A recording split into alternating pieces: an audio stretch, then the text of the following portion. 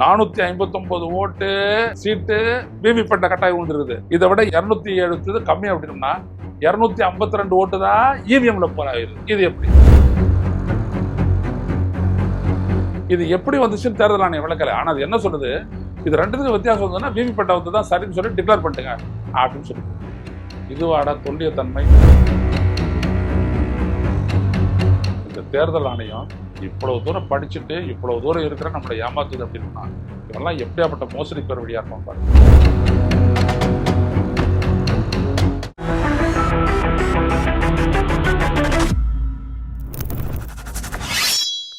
வணக்கம் தோழர்களே, ரூசா செய்தியின் வாயிலாக இன்று மீண்டும் உங்களை சந்திப்பதில் பெருமகிழ்ச்சி அடைகின்றேன். சென்னை கொளத்தூர் சட்டப்பேரவை தொகுதியில் இருந்து போட்டியிட்டு தோல்வியுற்ற தமிழகத்தினுடைய முன்னாள் முதலமைச்சர் மு.க. ஸ்டாலின் அவர்கள் தனது தோல்வி குறித்து சில வாக்குச்சாவடி எண்களை குறிப்பிட்டு அங்கெல்லாம் சோதனை செய்து பார்க்க வேண்டும், சரியாக வாக்குப்பதிவு நடந்திருக்கிறதா, அந்த வாக்குப்பதிவு எண்ணிக்கை சரியாகத்தான் செய்யப்பட்டிருக்கிறதா என்பதையெல்லாம் சோதிக்க வேண்டும் என்று ஒரு பூத்துக்கும் உரிய 40,000க்கும் மேலே பணத்தை கட்டி அந்த மாதிரி 16 தொகுதிகளில் வந்துட்டு சோதிக்க வேணும்னு சொல்லி அவர் வந்துட்டு பணம் கட்டியிருக்கிறார். இது வந்துட்டு உச்சநீதிமன்றத்தில் தேர்தல் ஆணையம் சொல்லி உச்சநீதிமன்றம் சொன்ன ஒரு ஏற்பாடு.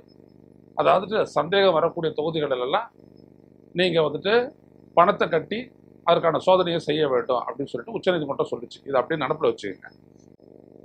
இப்போ ஸ்டாலின் அதே மாதிரி இது ஒரு வாரத்துக்குள்ள அந்த புகாரை அவன் செஞ்சாகணும். 4ஆம் தேதி வாக்கு எண்ணிக்கை முடிஞ்சிச்சு, அன்னைக்கு அறிவிச்சிட்டாங்க. அந்த ஒரு வாரத்துக்குள்ள அடுத்த 11ஆம் தேதிக்குள்ள இவர் வந்துட்டு தன்னுடைய புகாரை பதிவு செய்யணும். அதெல்லாம் அவர் பதிவு செஞ்சுட்டாரு. ஆனால் அந்த புகாரின் மீது தேர்தல் ஆணையம், அதாவது இங்கே இருக்கக்கூடிய சென்னை மாநகர காவல் ஆணையர் தான் இங்கே சென்னை மாநகரத்தினுடைய தேர்தல் அதிகாரி. அவர் எப்போ இந்த இதை பண்ணுறாங்க அப்படின்னோம்னா பாருங்க, மே 11 அதோட இந்த அந்த நாள் முடிஞ்சு போச்சு. ஜூன் 11, ஜூலை 11, இப்போ கிட்டத்தட்ட ஆகஸ்ட் வரப்போது 2ஆம் மாதம்.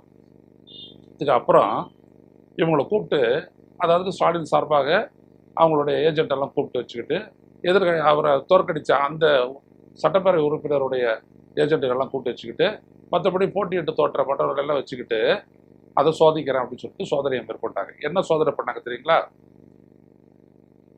அந்த பயன்படுத்தப்பட்ட ஒரு 2 வாக்குச்சாவடி, அதாவது ஒரு நாளைக்கு 2 இவிஎம் மிஷினு, 2 வாக்குச்சாவடியினோட பயன்படுத்தப்பட்ட இவிஎம் மிஷினு, கண்ட்ரோல் யூனிட், அப்புறம் வந்துட்டு அந்த விவிபேட், இதை 3த்தையும் சோதிக்கிறது. கண்ட்ரோல் யூனிட்டு, பேலட் யூனிட்டு, அப்புறம் அந்த இது விவிபேட் சோதிக்கிறது. எப்படின்னோம்னா அதில் விழுந்த வாக்குகளை தானே இவங்க சோதிக்கணும். இவங்க எப்படி பண்ணியிருக்காங்கன்னா அதெல்லாம் எம்டி ஆக்கிட்டாங்க. அதாவது ஏற்கனவே பதிவானதெல்லாம் தூக்கிட்டாங்க, முடிஞ்சு போச்சான். இவங்க புதுசாக தேர்தல் அன்னைக்கு செய்வாங்க இல்லையா, வாக்குப்பதிவு அன்னைக்கு செய்வாங்க இல்லையா, அதே மாதிரி இப்போ வந்து ஒரு மாக் போலிங்னா ஒரு 50 ஓட்டு எடுத்து ஒரு 5 பேரை வச்சு டிஃப்ரெண்ட் சிம்பிள்ஸுக்கு, பல்வேறுபட்ட சின்னங்களுக்கு வாக்களிக்க வைப்பாங்க. வச்சுட்டு அதுக்கப்புறம் என்ன பண்ணுவாங்க, ரிசல்ட் அப்படின்னு சொன்ன உடனே கரெக்டாக 10 வருதா போலானபடி அப்படின்னு பார்ப்பாங்க. இது வந்துட்டு இதுக்கு முன்னாடி மாக் போலிங் அப்படின்றது வந்துட்டு ஒவ்வொரு இதுலேயும் பண்ணுவாங்க. அது இங்கே பண்ணிட்டு அதுக்கப்புறம் என்ன செஞ்சுருக்கிறாங்க, மறுபடியும் ஒரு 500 to 1400 ஓட்டு அந்த இதில் எவ்வளோ இருக்குதோ அவ்வளோ ஓட்டை போல் பண்ணியிருக்கிறாங்க. அதாவது உள்ளபடியே தேர்தலில் பதிவு பண்ணுற மாதிரி சின்னத்தை அழுத்தி பண்ணியிருக்கிறாங்க. அது பண்ணும்போது அது கரெக்டாக அந்த விவிபேடும் வந்துட்டு அதோட அட்டாச்சு விவிபேடும் வந்துட்டு செயல்படுது. அப்புறம் எண்ணுறாங்க. எண்ணும் போது பார்த்தீங்க அப்படின்னோம்னா இந்த விவிபேட்டில் இது இவிஎம்ல என்ன கவுண்ட் வந்துச்சோ அதே இது விவிபேட் சீட்டுகள் எண்ணும் போது கரெக்டாக வந்துச்சு. ஸோ 2த்தையும் ஒப்பிட்டு நல்லா மிஷின் ஒர்க் பண்ணியிருக்குது அப்படின்னு சொல்லிட்டு கதையை முடிச்சிட்டாங்க. இந்த நாட்டினுடைய முன்னாள் முதலமைச்சரை எப்படி ஏமாத்திருக்கிறாங்கன்றதை பாருங்களேன். கம்ப்ளைண்ட் என்னது, இந்த 8 பூத்தில் வந்துட்டு அவர் வெற்றி எதிர்பார்த்துருக்கலாம். அதாவது 14 பூத்தில் அங்கே என்ன ஆச்சு, என்ன நடந்தது அப்படின்றத வெரிஃபிகேஷன் பண்ணணும்னா வெரிஃபிகேஷன் அப்படின்றத வார்த்தையை அவர் பயன்படுத்துகிறார். வெரிஃபை, அது மறுபடியும் இது பண்ணணும், சோதனைக்கு உட்படுத்தணும் அப்படின்னு வரும்போது என்ன செஞ்சுருக்கணும் இவங்க, சரிபார்த்தல். அந்த இடத்துல வாக்கு எண்ணிக்கை முடிஞ்சிருச்சு. 4ஆம் தேதி ரிசல்ட் அறிவிச்சாச்சு. 11ஆம் தேதிக்குள்ள இவரை கம்ப்ளைண்ட் பண்ணிட்டாரு. 12ஆம் தேதியோ 13ஆம் தேதியோ ஸ்டாலினுடைய முகவரெல்லாம் கூப்பிட்டு மே மாதம் கூப்பிட்டு முன்னாடி வச்சுக்கிட்டு அந்த இவிஎம்ல பதிவான வாக்குகளை வந்துட்டு சொல்லி ரிசல்ட் அறிவிச்சிட்டுங்க. அதே இதோட அட்டாச் ஆகி இருக்கக்கூடிய விவிபேடனுடைய அந்த சீட்டுகளை எண்ணணும்ல, ஒப்புகை சீட்டுகளை எண்ணணும்ல, எண்ணி பாருங்க ஒப்புகை சீட்டு எண்ணிக்கையும் நாங்கள் ரிசல்ட் டிக்ளேர் பண்ண இவிஎம்னுடைய எண்ணிக்கையும் கரெக்டாக கோயின்சைட் ஆகுது, ஒத்து போகுது, சரியா இருக்கு அப்படிதானே சொல்லி இது பண்ணணும். அதான வெரிஃபிகேஷனு. இவங்க அதை செய்யல. அப்படியே ஒரு 2.5 மாதம் விட்டுவிட்டு அதுக்கப்புறம் அந்த மெஷின் எடுத்து வச்சுக்கிட்டு, அந்த பயன்படுத்தப்பட்ட மெஷின் எடுத்து வச்சுக்கிட்டு இப்போ பாருங்க நாங்கள் பண்ணுறோம், இப்போ பாருங்க மார்க் போலிங் பண்ணோம், இப்போ பாருங்க உள்ளபடியே போலிங் பண்ணோம், இப்போ பாருங்க கணக்கெல்லாம் சரியா இருக்குது அப்படின்னு சொல்லிட்டு அழகாக ஒரு முன்னாள் முதலமைச்சரை ஏமாத்திட்டாங்க ஐயா தேர்தல் ஆணையம். அதில் வந்துட்டு அந்த சென்னை கமிஷனர் ஆணையர், அவர் தானே தேர்தல் அதிகாரி, அவரும் சொல்றாரு உச்சநீதிமன்றம் என்ன சொல்லிச்சோ அந்த கைடன்ஸ் படி தான் நாங்கள் செஞ்சோம். எவ்வளோ பெரிய ஏமாற்று பாருங்க. உச்சநீதிமன்றம் சொன்னது என்ன அதனுடைய தீர்ப்புல? நீங்கள் வந்துட்டு கட்டாயம் வந்து, அதாவது அதுக்கு முன்னாடி என்ன இருந்தது, 5% விவிபேடை வந்துட்டு எண்ணி தான் முடிவுகளை இறுதி செய்யணும் அப்படின்னு சொல்லி சொன்னாங்க. அதை மாற்றி சந்தேகம் இருந்தால் மட்டும் எண்ணலாம் அப்படின்னு சொல்லிட்டு உச்சநீதிமன்றம் மாற்றிடுச்சு. அதுக்கு ஒரு பணத்தை 40,000 வெற்றி பெற்ற கேண்டிடேட்டு, அடுத்த வந்த கேண்டிடேட்டு, அடுத்த வந்த கேண்டிடேட்டு 3 பேர் மட்டும் இதுக்கு எலிஜிபிள். ஒரு பூத்துக்கு அதை கவுண்ட் பண்ணணும்னா 40,000 ரூபாய் கட்டணும். 42,000 ரூபாய் கட்டணும். கட்டிட்டு அதை சரிபார்க்கலாம் அப்படின்னு அவங்க சொல்லியிருந்தாங்க. அதைத்தான் ஸ்டாலின் தரப்பு செஞ்சிருக்குது. உச்சநீதிமன்றம் இதை ஒன்று 2.5 மாதத்துக்கு அப்புறம் நீ வந்துட்டு செய்ய அப்படின்னு சொல்லவே இல்லை. இவங்க ஏமாத்துறாங்க, மோசடி. அந்த பூத்தில் ஸ்டாலின் சொன்னதை அப்பயும் செய்ய வேண்டியதானே? விவிபேட் எண்ணல, இவிஎம்ல இருந்த கணக்கு மட்டும் சொல்லிட்டு தேர்தல் முடிவு முடிஞ்சு போச்சு, நீங்க தோத்துட்டீங்க, விஎஸ் பாபு ஜெயிச்சு விட்டாரு அப்படின்னு சொல்லி டிக்ளேர் பண்ணிவிட்டீங்க. ஸ்டாலின் வந்துட்டு கம்ப்ளைண்ட் ரெஜிஸ்டர் பண்றாரு. அப்ப நீங்க விவிபேடை எண்ணி அந்த 14 பூத்துலையும் விவிபேட்டோடைய கவுண்டை எண்ணி பாருங்க, இந்த சீட்டுகளும் அது இந்த இவிஎம்ல வந்த கணக்கும் சரியா ஒத்து போகுது அப்படின்னு சொல்லியிருக்கணும். ஆனா உச்சநீதிமன்றம் சொன்னதா சொல்லி 2.5 மாசத்துக்கு அப்புறம் இவங்க பண்றாங்க.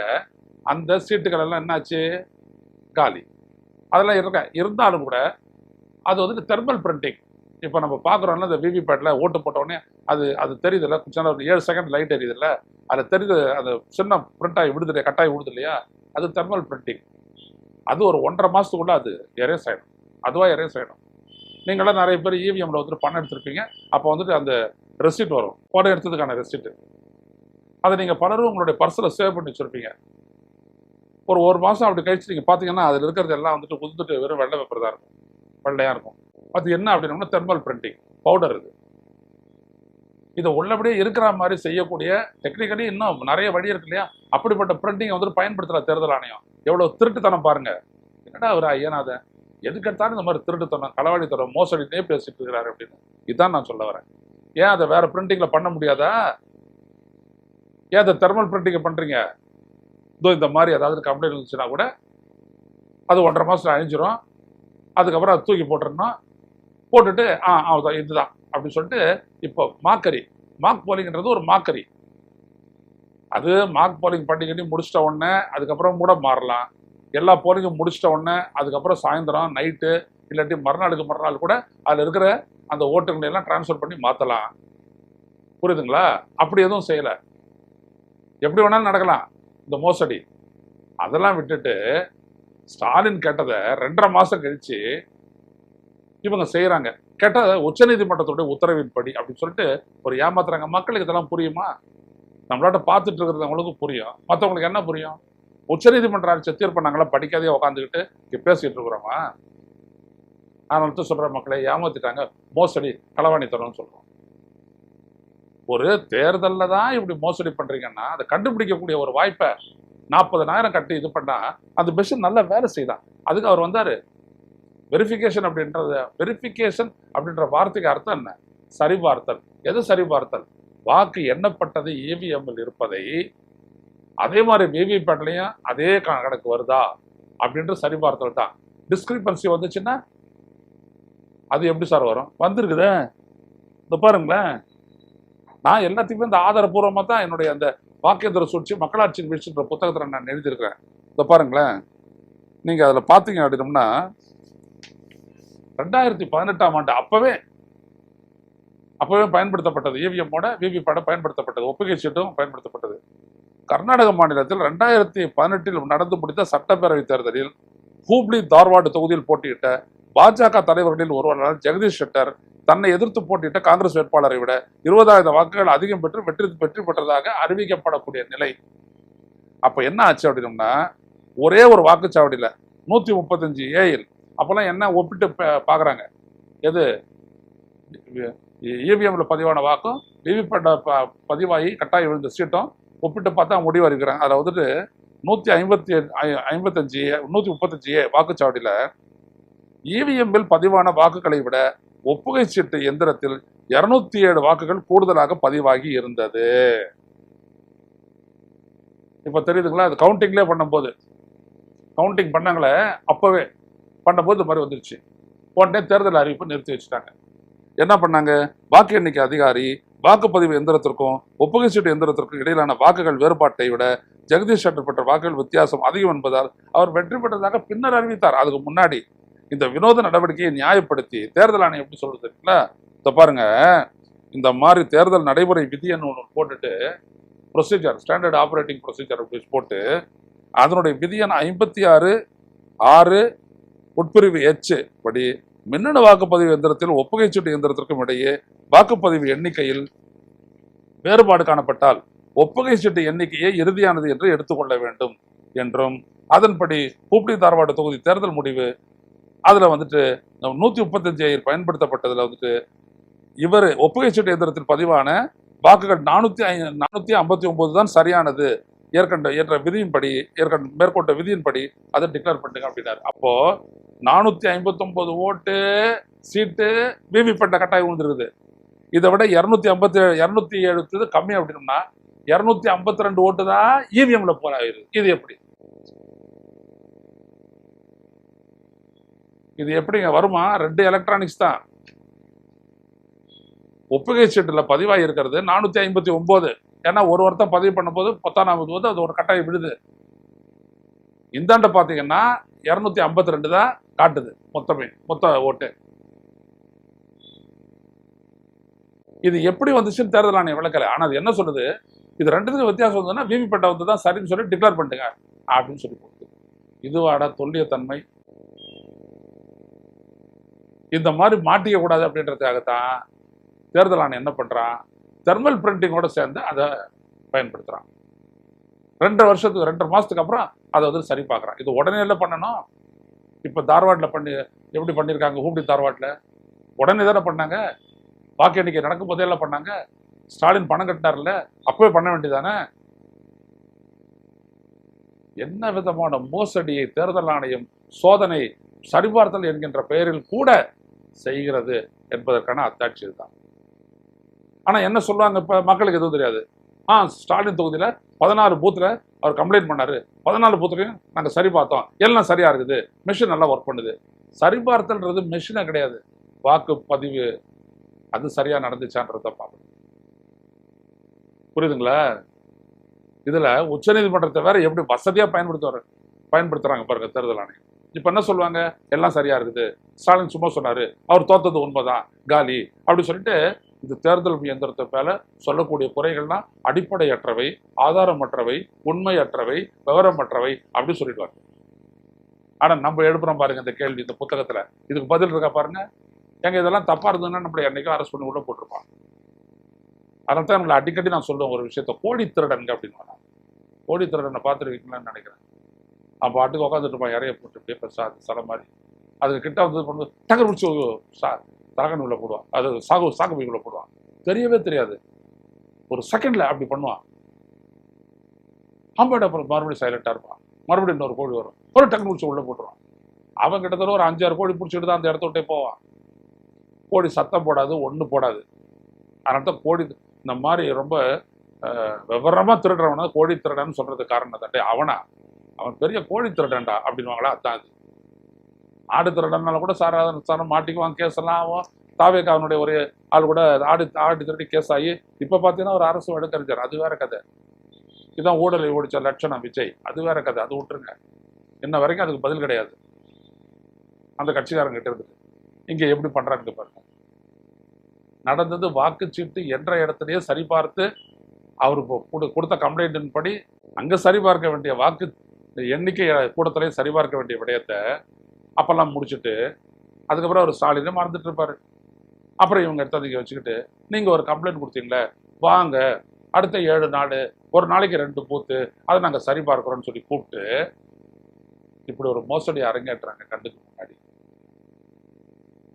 நீங்க பாக்குறீங்கல்ல, அந்த அந்த தேர்தல் அதிகாரி, மாவட்ட தேர்தல் அதிகாரி பேசுனதை போட்டிருக்க அந்த கிளிப்பிங், அதையும் கொஞ்சம் பார்த்தீங்க. இதுதான் மோசடிகள் மோசடி, பிரம்மாண்டமான மோசடி. எல்லாமே இப்படிப்பட்ட ஒரு மோசடி தேர்தலை ஒழிக்கணுமோ ஒழிக்கக்கூடாதா? வாங்க விஷயத்துக்கு. மக்கள் இயக்கம் கட்டி இதை ஒழிக்கிறதுன்னு முடிவெடுத்துட்டோம். 2029 தேர்தலுக்கு முன்னாடி இந்த இவிஎம் ஒழிச்சு கட்டிட்டு வாக்குச்சீட்டில் வந்துட்டு தேர்தலை நடத்தணுன்ற இடத்துக்கு நம்ம வந்து ஆகணும். வரல அப்படின்னம்னா இந்த நாட்டில் மோசடிகள் பெருகிடும், அடக்குமுறைகள் பெருகிடும், ஊழல் பெருகிடும், மக்களுக்கான நலத்திட்டங்கள் எல்லாம் ஏமாற்றா போயிடும். அவன் நினைக்கிற ஆளை வந்துட்டு எடுத்தாந்து தமிழ்நாடு மாதிரி ஒரு இடத்துல ஸ்டேட்டை உட்கார வைப்பான். ஜனநாயகமே கேலி கூத்தாயிடும். இந்த வாக்குப்பதிவு, இந்த வாக்குரிமைன்ற ஒரு உரிமை தான் விடுதலையின் மூலமா நம்ம தலைவர்கள் நமக்கு பெற்றிருந்த உரிமை அப்படின்னு மகாத்மா காந்தி சொல்றாரு. அதை மட்டும் நடப்ப வச்சுங்க. இந்த தேர்தல் ஆணையம் இவ்வளவு தூரம் படிச்சுட்டு இவ்வளவு தூரம் இருக்கிற நம்மளை ஏமாத்துது அப்படின்னா இவெல்லாம் எப்படியாப்பட்ட மோசடி பெருவழியா இருப்பான் பாருங்க. ஊடகங்கள் ஏதாவது இவ்வளவு பேசுறேன்னு அவர் பொன்ராஜ் ஐயா கூட பேசியிருக்காரு. ஏதாவது ஊடகங்கள் ஏதாவது பேசுத பாருங்க. இல்லை இப்படி இதுக்கு பேர் ஊடகங்களா? நினைச்சு பாருங்க. எந்த ஒரு ஊடகமாவது ஒரு பேப்பராவது அவர் எப்போ கம்ப்ளைண்ட் பண்ணாரு, என்னன்னு கம்ப்ளைண்ட் பண்ணாரு, ஏன் இவ்வளோ காலம் கழிச்சு செய்கிறீங்க, அதில் வந்துட்டு அந்த சீட்டு என்ன ஆயிருக்குது, அந்த ஒப்புகை சீட்டு அங்கே போலாச்சே அது எங்கே போச்சு, ஒருத்த கேள்வி கேட்குறானா? இல்லை. அப்போ இந்த மக்களை அறியாமையில் வைத்து ஏமாற்றக்கூடிய மோடி அரசனுடைய இப்படிப்பட்ட மோசடி ராஜ தந்திரங்களுக்கு இந்த நாட்டுடைய ஊடகங்களும் ஒன்றதான பலியாயிட்டாங்க தானே அர்த்தம், அடிமையாயிட்டாங்கன்னு தானே அர்த்தம்.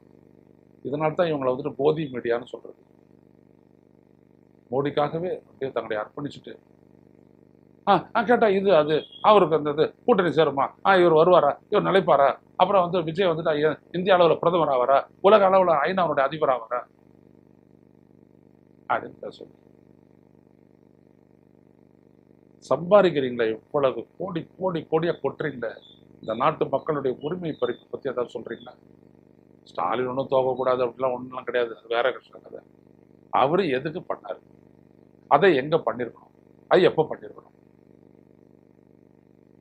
எனவே மோசடி மோசடி மோசடி அதனுடைய மறுபெயர் இந்திய தலைமை தேர்தல் ஆணையம். மீண்டும் சந்திப்பு தொடர்ந்து. நன்றி. ஊடகம் கார்ப்பரேட் அரசியல்வாதிகளின் கைப்பாவையாக அடிமைகளாக இருந்தது போதும், இனி சாட்டை எடுத்து சுழற்றும் நேரம் வந்துவிட்டது. ஊடகம் பொதுமக்களாகிய உங்களுக்காக உங்களாலேயே இயக்கப்பட வேண்டும். ஊடக சுதந்திரத்திற்காக உங்களின் பங்களிப்பை இன்றே அளித்திடுங்கள். ஓ, அப்ப அந்த மிஸ்டர் அண்ட் மிஸ்ஸஸ் பெர்ஃபெக்ட் உண்மையிலேயே வர்த்து. நரம்பு தளர்ச்சியிலிருந்து விடுபட்டு உடம்பு ஒரு புது வீரியம் பெற மா நேச்சுரல்ஸோட மிஸ்டர் பெர்ஃபெக்ட்டை யூஸ் பண்ணுங்க.